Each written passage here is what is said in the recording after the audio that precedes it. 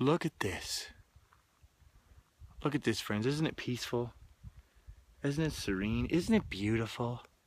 But look closer. Look at this. What is that? What is that? What is that? It's the Sometimes Vlog. It's a vlog that happens sometimes. And normally I would sing that or scream it or do something with it a little bit louder. But I can't. It's just too weird here. Look at this. Look at this. I don't want to make a disturbance.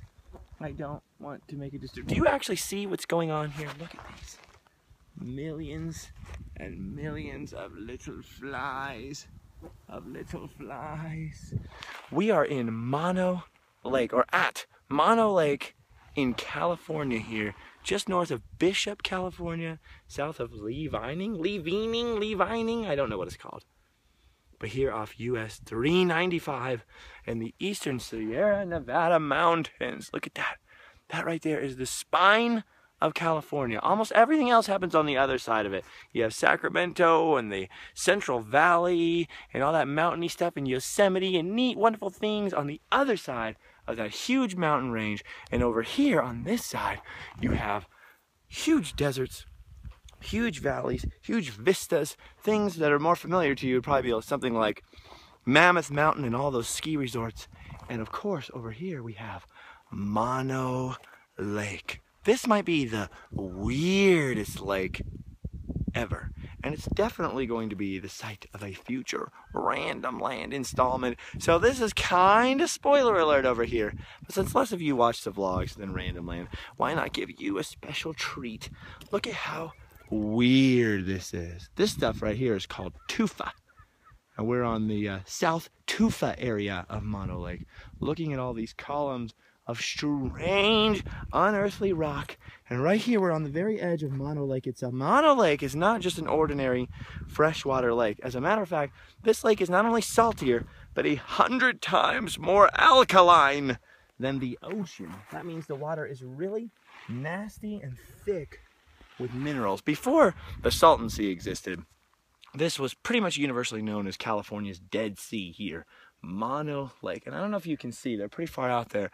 There are some seagulls out there swimming in the lake, and they look ridiculous. They almost have a hard time keeping their feet in it. If you stick a boat, a small boat like a canoe or something, fully loaded with bricks in here, it has a hard time sinking in the water. Human beings have a really hard time floating on their back or their stomach. Just keep flipping over because the water is so much more thick than regular water, and that's because it's full of salt. Full of salt and other minerals. Basically like taking a whole box of baking soda and pouring it in a glass of water with a bunch of salt. And this stuff here, look at these little flies, is called tufa. And it is the result of all the minerals in the ground and the minerals in the water around here coming up from springs underneath the lake. So all that salty, alkaline lake water was actually above our heads, and natural springs came and bubbled up into the water and left all this stuff behind. And the rock formations that result, it's like a kind of like a limestone type thing. It's basically like the hard water buildup in your shower or around your sink. That's what this is, but on a massive scale. So you're not allowed to bring any Comet or Shout or anything like that and try and scrub it away, obviously. This is actually super, super protective. It's not illegal to walk around it, thankfully. It's not illegal to touch it, but they do not want anyone climbing on the tufa or collecting it or taking any samples. There's sort of a little trail here. I'm going to keep walking on this little trail of pebbles. It's obviously been a little destroyed because preservation is cool. It's cool to conserve. It's cool. Conservation is super cool. So we want to be cool and conserve. Look at these birds here. Mono Lake is home to a lot of wildlife, but most especially, that sounded weird, most especially birds. Because the birds eat all these flies and the little worms and larvae from which these flies grow. Can you guys see just sort of the blackness around here? In a normal lake, that would be some kind of mold or some kind of whatever. This is all flies. Just millions of flies, and they're so bold. Like, you have to stick your hand to the camera or whatever really close to these guys to make them flinch. Well, I don't know if they're the same exact thing, but there's also a much huger version of these flies that looks like a giant black bee well, when it's buzzing around and getting close to you, that's been flying around. Wow. Do you hear that? It sounds like someone turned a fan on. And what's really weird is they're not landing on me or touching me. They're not interested in me at all. Whatever's in this water here is what they're interested in. I'm not sure I know enough about it to pull off a random land today. I'm on my way up 395 further to a little place called Bodie, California, to film up there. So hopefully when I'm on my way back down 395, we'll get a chance to come back to Mono Lake and do a little random land filming here. But it's pretty crazy. Look at this. Wow. It's me kicking them up and disturbing them. And every time I've disturbed the flies by accident or on purpose before you guys got here, one of these giant black bee looking fly things, giant horsefly thing, would come rushing at my head. I don't know what elevation Mono Lake is actually at. You guys could look it up. But I know that I was just up at 8,000 feet just before dropping down towards Mono Lake. So it's pretty high up here. So if I sound like I'm kind of out of breath, that would be the reason. Anyway, this tufa here is like, you would think because they're trying to protect it and because it's sort of made out of calcium and salts and weird minerals that it would be really soft. But actually, when you get up and touch it, it's actually hard like a rock. Like that stuff in your shower. Like, how am I ever going to clean this up? How am I ever going to clean this up? Oh my gosh, I left the shower running too long. Look at this hard water buildup. Look at this hard water buildup. Someone call the Molly maids. Someone call the Molly maids. Someone call the Molly maids. Somebody call the Molly maids. We've made a horrible decision here, not getting that water filter. Not getting that water filter. Actually, there's signs all over as you head down to the lake itself, telling you the elevation, the former elevation of the lake. This would have all been underwater quite some time ago because Los Angeles, the city of Los Angeles, mostly for the San Fernando Valley, diverts water from up here in eastern California. The lake actually dropped and dropped. They don't obviously take the salty, nasty water out of the lake itself, but they take water from the streams that fed Mono Lake. So the lake level kept getting lower and lower and lower all the way till the 50s. Well, eventually, I think in the 90s, they passed a law. California stepped in and said, we're going to try to preserve our limited water resources here and try to preserve the natural habitat. We're going to make it our habit to preserve habitat. Sounded better in my head. Sounded more clever and funny and snappier in my head, but there we go. We're going to make it our habit to be all about habitat. And so they actually made the city of Los Angeles give some of the water back. And so the lake level is slowly rising. But that's actually totally not what I meant to say. What I meant to say is there's some, wow, look at that. There's like a cinder block or something in there. Somebody chucked a concrete block in there. Who knows what that was, though, because like I said, the lake level was actually lower a while ago. So tourists might have come out here and chucked that concrete block in there. But there are signs on the way down that want you to dip your fingers in the lake and taste the bitterness, right? Taste how bitter and salty the water is. But given the amount of flies, and I swear when you disturb it, it sounds like a rushing wind. Given the amount of all the millions of these weird little flies, and I'm assuming invisible larvae, because I don't see that. Mark Twain came to Mono Lake. He writes about it in the book Roughing It, which we've been talking about a lot, and we're going to continue to talk about it a lot because it's a great book and a classic, really. And mentions Mono Lake, and because of the alkaline nature of the water, they went out to those islands there looking for springs and collecting seagull eggs, because all these different eggs come out. That's what I was going to say earlier. The tufa's softer than hard rocks. You can see there's some strands. I don't know if you can see. There's some strands of like vegetation up on top of that tufa tower there, and that would be all these different birds taking stuff over there to make nests in the tufa. They can actually peck out little holes and spots. And look how craggy it is. Super perfect for nests. So birds, oh, see, I'm disturbing all these people here, so I'm going to try and be quiet. But the birds make all kinds of little nests in here and eggs. So Mark Twain and his companions rowed themselves all the way out to those islands looking for natural springs to drink water from. And their boat got lost and was swirling around the island. They thought they would melt. They thought their eyeballs would melt out of their sockets if they got in the water. How's it going, guys? Look at these people. Oh, I don't want to climb over the tufa. Sorry, I better go around you here. I better go around you. I don't want to climb on the tufa. I don't want to damage the tufa. I'm not sure that all of my 90 pounds of weight would actually disturb the tufa. How's it going? but I'm pretty sure it's illegal, and I'm pretty sure those guys are tattlers. They would totes tattle.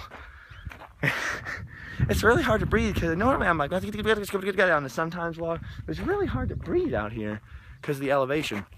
I haven't sufficiently acclimated to the elevation here. Anyway, they rode out to these islands and their boat got loose and was going around. Because the alkaline nature of the water, and alkali dust will burn your eyes. Just stick some baking soda in your eyes sometime and tell me how it feels.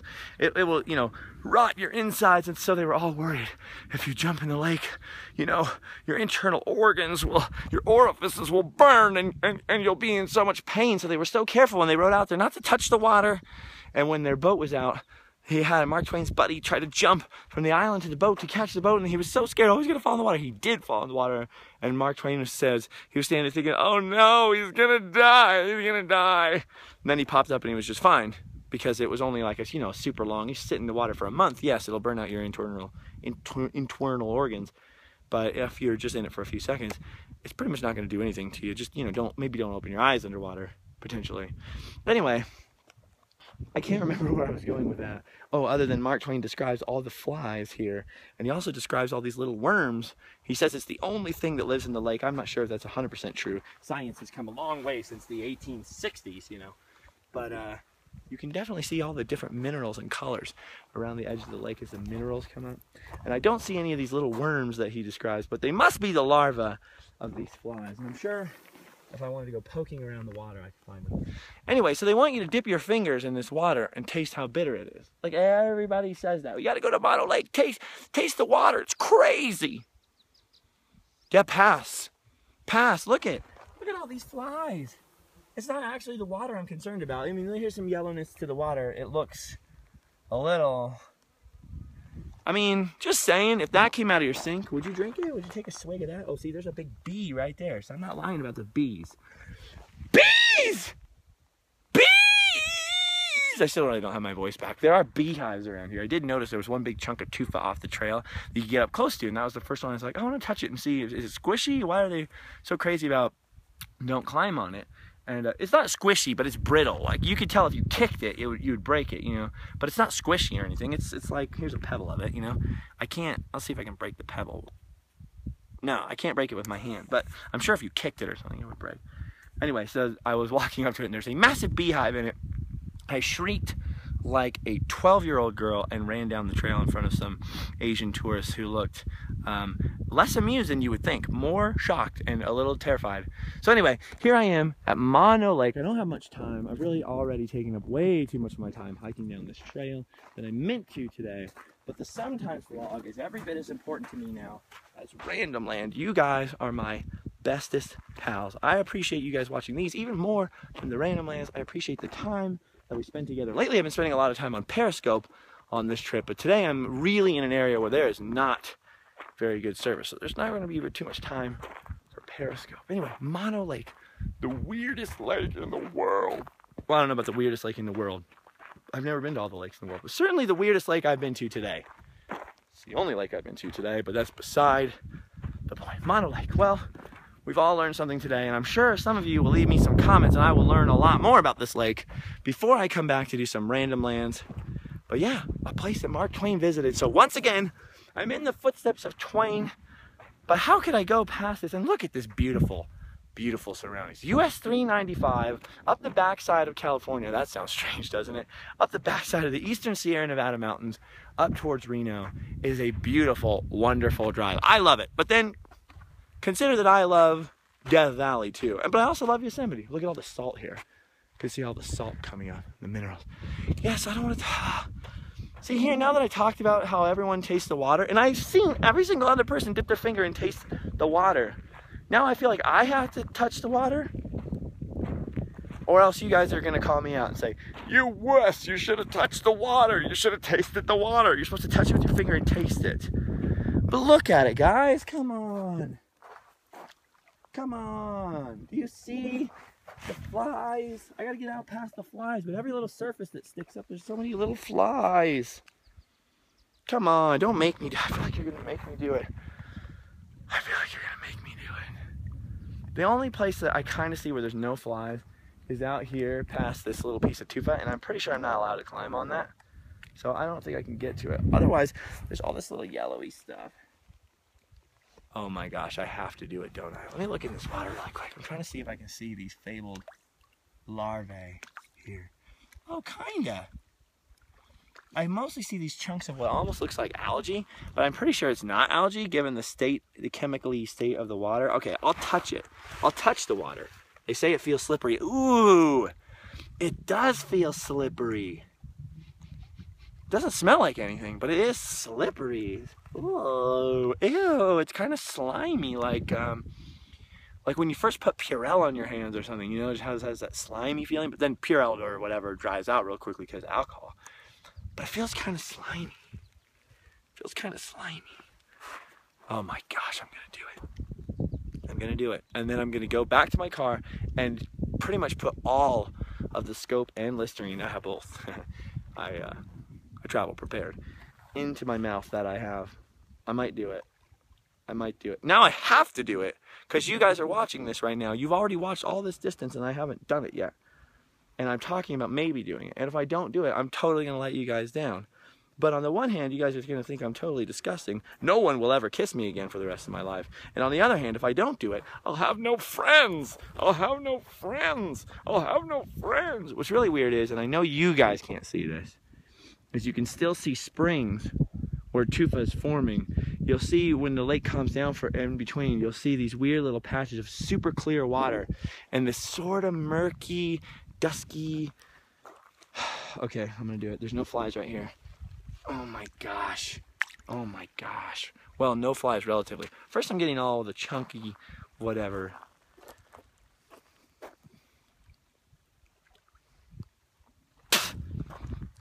Ladies, I'm sorry to spit in front of you. Pah!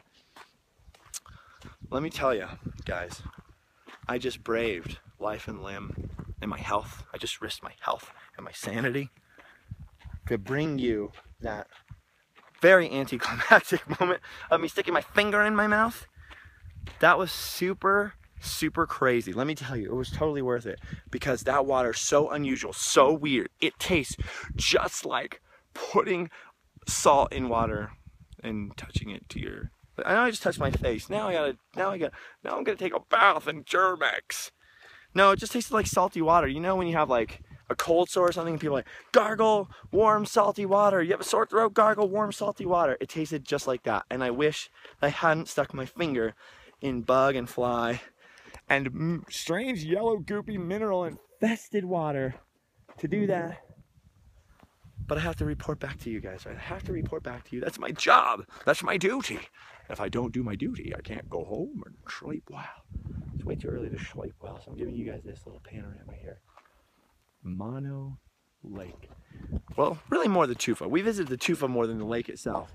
I don't even know if boats are allowed out there. I'm not sure if you're allowed to camp out there or take boats out to the islands anymore or anything like that. I'll have to do a little more research and see what we can do on random land, but I'm sure we'll be back to this spot with some more information, a little more preparedness, and I'm 100% sure I'm probably going to have to taste that again. Gross. Okay, you guys are my bestest friends. If you want to support more weird, sometimes vlogs and random land adventures coming to weird places like this, you can go to patreon.com/JustinScarred and put basically $1 in the hat. Just put a little tip in the jar. Tip in the jar. We have t-shirts too. livefastdieport.spreadshirt.com. A whole website full of crazy stuff. livefastdieport.com. Get at me on Twitter, Justin Scarred. Same thing with Periscope. And also livefastdieport Instagram, where I will post a picture of this tufa. This amazing tufa. I have to go now because I don't want to scream in front of you guys when the bees inevitably return up here on the trail. I'm already going to have to scream and cry in front of all these tourists and photographers, and they're probably going to take my picture. Let's face it. Okay, I gotta go. Goodbye.